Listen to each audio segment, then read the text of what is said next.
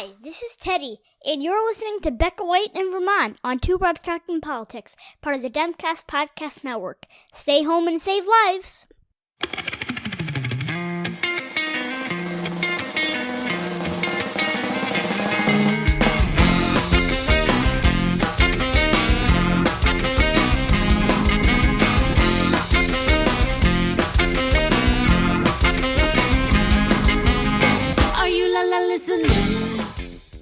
Hi everyone, this is Kelly with Two Broads Talking Politics, coming to you from quarantine once again, and I am joined today by Becca White, who is a representative in the state legislature in Vermont, in District Windsor 4-2. So I'm going to ask you in a little bit what that means. But hi Becca, thanks for joining me. Thanks for having me, Kelly. So let's go into that to start. Tell me a little bit about the state legislature in Vermont, how it's structured, what it looks like, and what the heck these district names mean. Yeah, so this is my first term being a state rep. So I had the kind of fire hose experience of learning all about how we have different districts set up in our state. But we have two bodies, a House and a Senate. And the House, we have about 150 seats. In the way past in Vermont, actually every single town that was incorporated had a seat in the state house, which was plus like 200 people. So when we kind of realized that that wasn't a good way to structure things, we now have different districts based on population size. So I'm actually a part of a two-person district, the Windsor 4-2 district, which is about the entirety of the town of Hartford, Vermont, which if anyone's in the area and they know White River Junction, Vermont, that's the big village. But my district, we're meant to only have 2,500 people about that an average representative is representing. So I'm actually in a larger district than that, but I split it with Representative Coach Christie. So that's how they made that work, where if you have a bigger population, you're not like completely splitting up a whole town in multiple different ways. You can have more than one person represent a certain seat.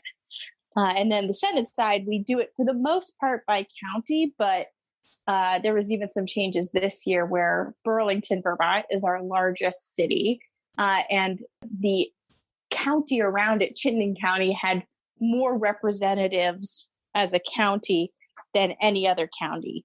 So they've actually done some retooling of that as well this year. So we're pretty fun and unique in Vermont when it comes to how we set stuff up. I love it. So I live in Chicago. And I think there are, 2,000 people on my block probably. So it seems so cool to me that you have a relatively small number of people that you represent. It must mean that you get to know them and their needs a little bit better. What does that relationship look like? Oh, yeah, it's so true. I mean, when I went to the National Conference of State Legislators, when we talk about our district size, folks go, what? Like, that's insane. That's tiny. But it does actually create a really good back and forth with constituents, where if one person comes to me with a problem, I have a better ability to connect with them versus if I had a much larger district. And I grew up in the town that I represent. So in many ways, I actually knew most of my constituents long before I was actually elected. So it's been an interesting situation to go from so-and-so's neighbor to, oh, now she's our state rep.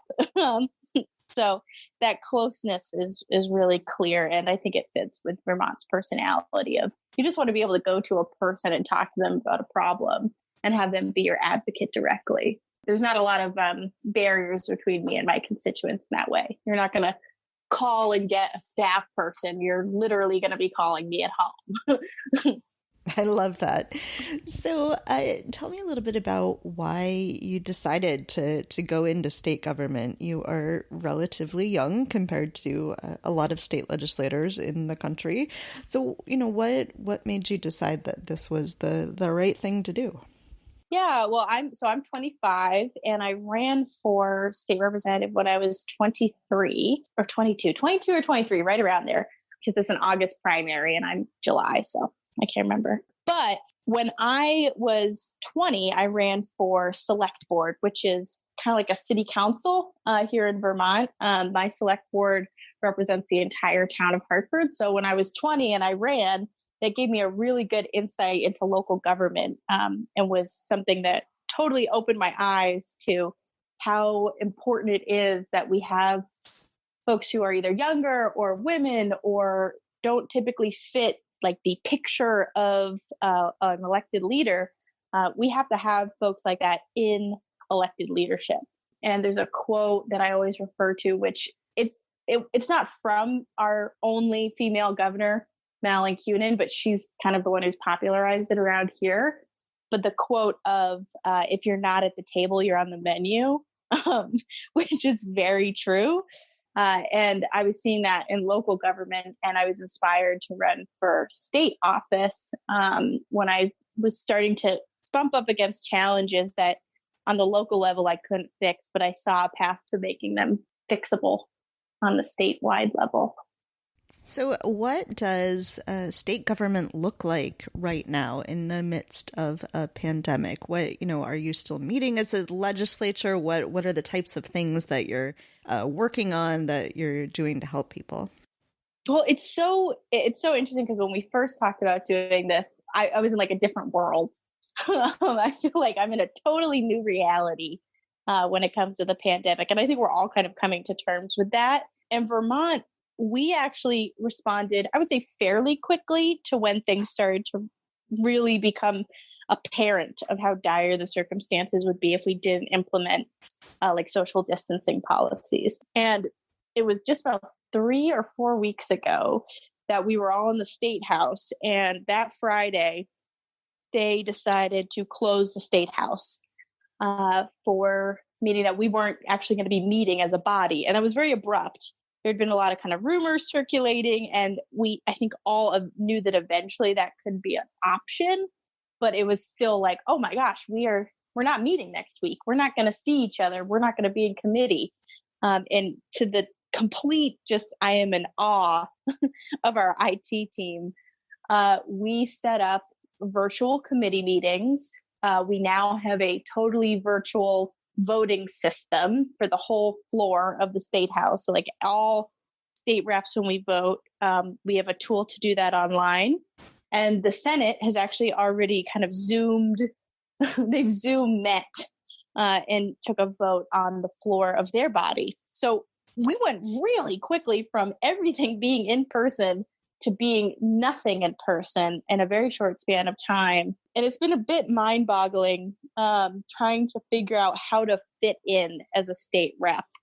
As I'm not sure how it's kind of shaking out in other states, but here that meant when we weren't meeting as a body, that we were really relying on our executive branch, our governor, Phil Scott, to put things into place and kind of play a big leadership role in rolling out what the next steps were. And he put in place some important steps, but he couldn't do certain things without the approval of the body. So we were able to pass legislation around a COVID-19 response in support of the work that was already happening. So the things that we're working on now are continuing to move important legislation forward that's very timely and very relevant, but also at the same time trying to connect constituents with resources in a greater way that I've ever experienced. I think it's really telling just because we're in a small state, going back to what we talked about a bit earlier, but I know the people in my town who are struggling. I know their kids. I know where they work. So when folks reach out to me and say, hey, I can't get through the unemployment line, it's not just some random person. It's somebody I know and genuinely care about. And a lot of the work that I've been doing over the last few weeks is trying to connect people with resources and give them the tools they need, because it's really hard if you're not familiar with the system. How do I fill out unemployment insurance? How do I get an SBA loan? How do I find out if I should be wearing a mask or if I should even be going to work, or how do I negotiate that with my employer?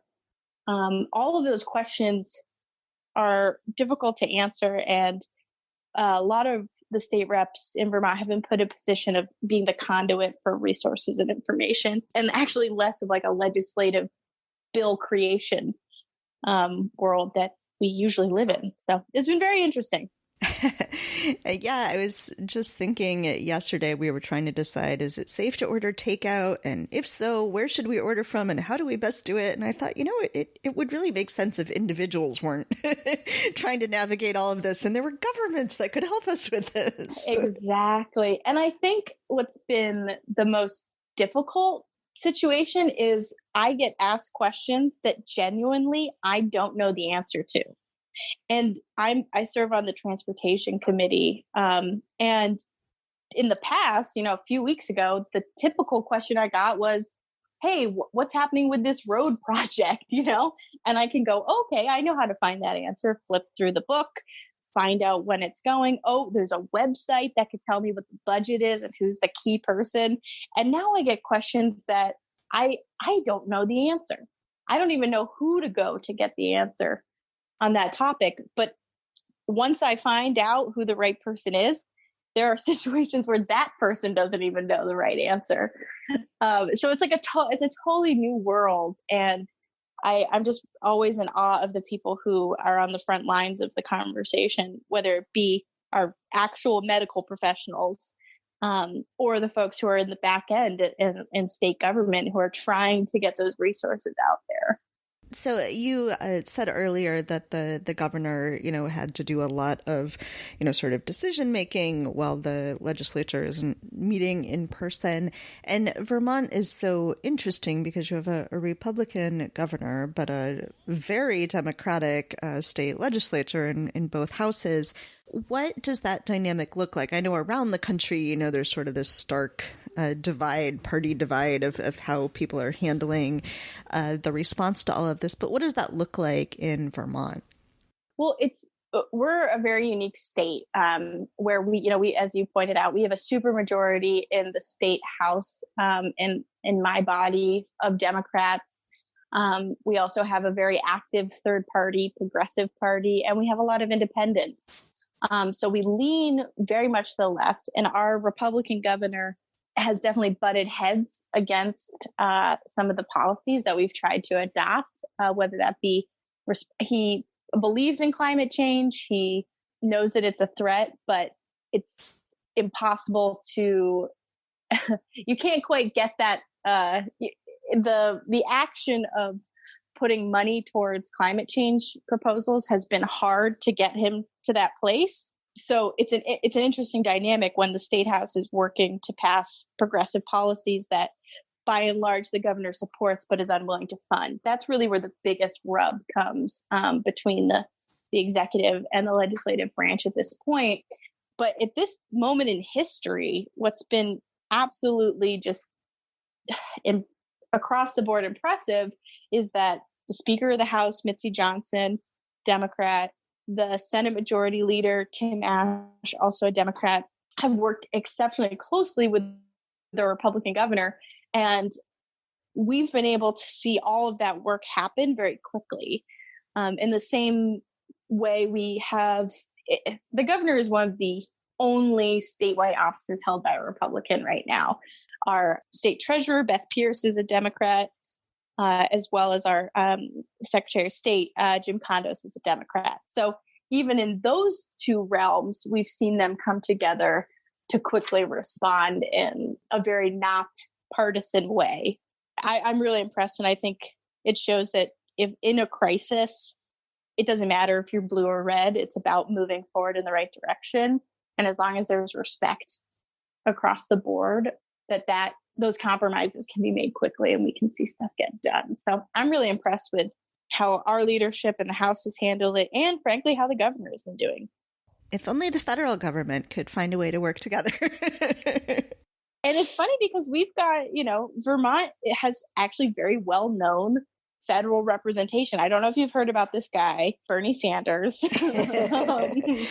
I know he's a little known figure, but it's very interesting to see how, especially in our federal delegation, they're pushing exceptionally hard to move progressive pieces of legislation forward even in the COVID-19 legislation. And you can see that our governor is also working with them hand in hand to try to get the things that Vermonters need in a bipartisan or tripartisan way.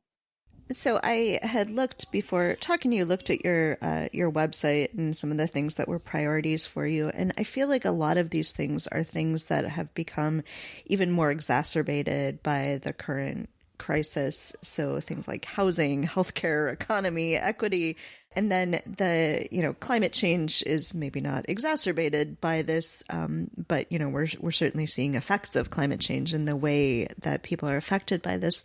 So what are you thinking about for the sort of what we do once we get past this? There's a lot of sort of, we're in a crisis moment right now. How do we deal with this moment? But clearly things are going to need to change moving out of the current crisis moment. And how do we sort of take this and build toward a better future that addresses those priorities? Yeah, that is like the key question I think everyone is asking themselves right now.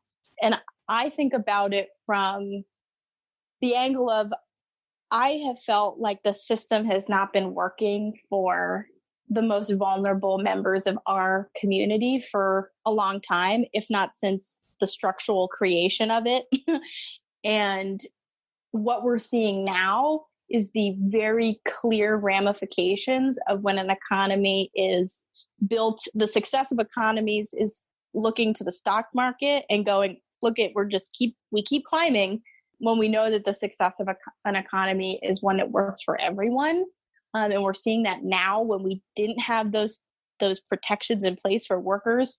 We're not only skyrocketing with unemployment in a way we've never historically seen, but we're also dealing with individuals who are hit with the double burden of not being able to access daycare in a really clear way, or and that's if they're working, or if they lost their job, they don't have access to healthcare in the same way they used to.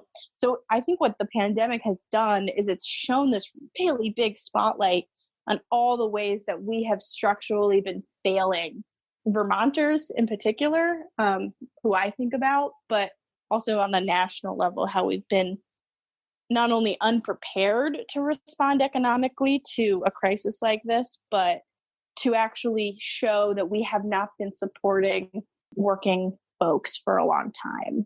And that's pretty scary when you think about it in the way that that's going to mean we need to do a lot to really have an equal playing field moving forward. So for me, what I see is working to make sure that the way we structure support coming out of COVID-19 is not to repeat the same things we've done in the past, which is really giving the bulk of support to large corporations, or to be structuring it in a way that prioritizes industry over individual people.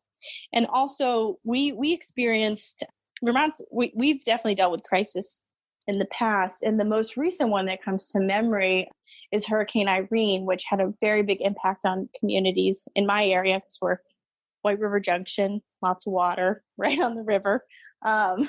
So the hurricane was a really big blow to us as a community. And I see the response that came out of Irene. It was community driven. It was people coming together saying, what do my neighbors need? What can I do as a person who might not be an emergency management professional, but I know that I have a few hours in my day to support another Vermonter. Those types of community-based responses are happening right now when it comes to the pandemic. And I'm blown away by the work that we're seeing, just with like individuals just stepping up in ways that I haven't seen since Hurricane Irene. So for me, the big takeaway is we understand that there's a giant structural problem. This is exacerbating that structural problem, but it's individuals and community that are leading the way to getting us out of this situation. And I really hope that the lessons we've learned, especially here in Hartford with Hurricane Irene and now the pandemic, that the solutions are not top down, it's community driven and grassroots up. So that would be my big positive is that there's a light at the end of the tunnel. And honestly, it's coming from individual people who are coming together as a community on a local level. Yeah, I think that, there's a lot of good. Obviously, there's a lot of terrible right now, but there's a lot of good we can see. And it's, sort of trying to cling to those hopeful, good stories really makes a difference. Oh, definitely. And I mean, I think there's a role for everybody to play. And there was a quote that I was in a meeting earlier that someone said that just like really struck me, which was, you're not helpless, you're powerless. And that's what most people are feeling right now. They're feeling really helpless. And you're not helpless, but you are powerless to kind of move the larger systems. So as long as you get out of that helpless feeling and you say, what are the small things that I can control right now, that I do have power over, that I can make incremental change with? For me, that's like I set up a Facebook group for our neighborhood. And in the most Vermont-y way, we've been trading like our eggs from our chickens for bread with our neighbors. And, I had someone who, again, Vermont, we love our craft brews. We were given some homemade mead in exchange for some of our eggs. So sure, I definitely have felt helpless, but I feel like I can make a difference and I can connect with people in my town on a one-on-one level in a way that previously we might not have done. Well, I love that. And that, I think, is a very nice, hopeful way to wrap up our conversation. So, Becca, thank you so much for joining me on the podcast. And thank you. I think it is so incredible that at such a relatively young age, you decided to step up and be in your state legislature. I think that is really fantastic. And clearly we need more people of your generation helping drive the conversation forward. So thank you. Well, thank you, Kelly. And thanks for the work you do with this podcast. I mean, I feel like anytime you can shine a light on women, people of color, young folks who are making a difference, then that's the good work. So thank you for doing that. That's what we try to do. So. Well, thanks again. Thank you for listening to Two Broads Talking Politics, part of the Demcast Podcast Network. Our theme song is called Are You Listening? Off of the album Elephant Shaped Trees by the band Immunuri, and we're using it with permission of the band. Our logo and other original artwork is by Matthew Weflin and was created for use by this podcast. You can contact us at twobroadstalkingpolitics@gmail.com or on Twitter or Facebook at Two Broads Talk. You can find all of our episodes at twobroadstalkingpolitics.com or anywhere podcasts are found.